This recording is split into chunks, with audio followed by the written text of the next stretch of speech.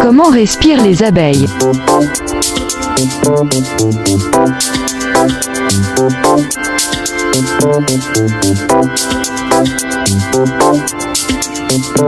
Le système respiratoire permet d'amener l'oxygène de l'air, O2, à tous les organes, et d'éliminer le gaz carbonique produit, CO2, par les organes. Contrairement à l'homme, l'abeille n'a pas de poumons.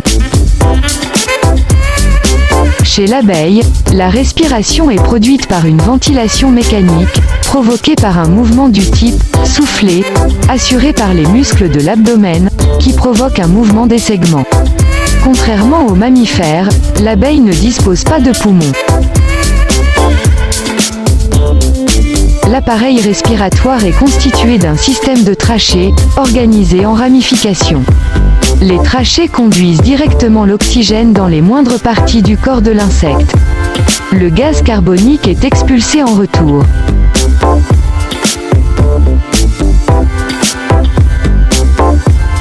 Les trachées.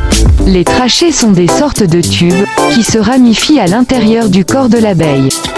Elles conduisent directement l'oxygène sous forme gazeuse, dans tous les tissus de l'organisme. Les dernières ramifications de cette arborescence, sont des trachéoles, tubes extrêmement fins qui alimentent les moindres cellules en oxygène.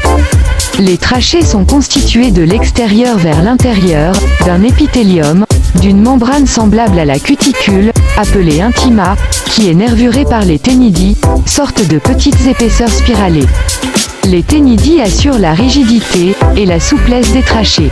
C'est dans la première paire de trachées thoraciques que se loge et se reproduit l'acarien Acarapis woodii, responsable de l'acariose des trachées.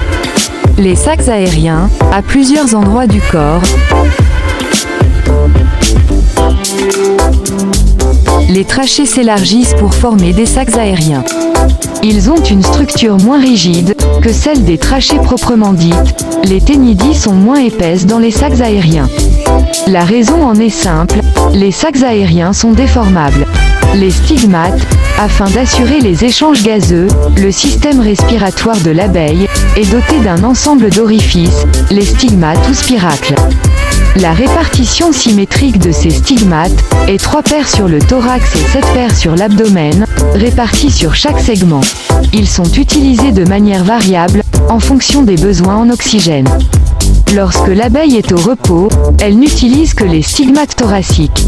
Lorsque les besoins en oxygène augmentent avec l'activité, les stigmates abdominaux sont mobilisés, pour augmenter la capacité respiratoire. L'air entre par les 2 premières paires de stigmates thoraciques, et par les stigmates abdominaux, il ressort par les stigmates abdominaux.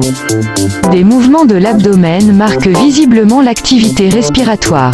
Ils sont très perceptibles lorsque les ouvrières marchent rapidement, ou reviennent à la ruche après un vol de butinage par exemple. C'est l'activité des muscles abdominaux qui est visible. Ces contractions musculaires assurent la respiration. Les stigmates sont équipés d'une valve reliée à un muscle, permettant l'ouverture et la fermeture de l'orifice. Le stigmate ouvre sur une sorte de chambre, appelée atrium. Elle est munie de poils, qui permettent une filtration de l'air entrant. Le système respiratoire de l'abeille au stade larvaire. La larve est équipée d'une trachée principale, qui circule tout autour du corps. La trachée principale est reliée à des trachées latérales correspondant aux segments. Le réseau de trachées est relié à l'extérieur par des paires de stigmates, au nombre de 10, comme chez l'imago adulte. La larve ne produit pas de mouvement mécanique, susceptible de provoquer un mouvement d'air dans les trachées. L'air entre passivement par les stigmates, est diffusé par les trachéoles, subdivision fine des trachées, et le gaz carbonique est éliminé par la peau.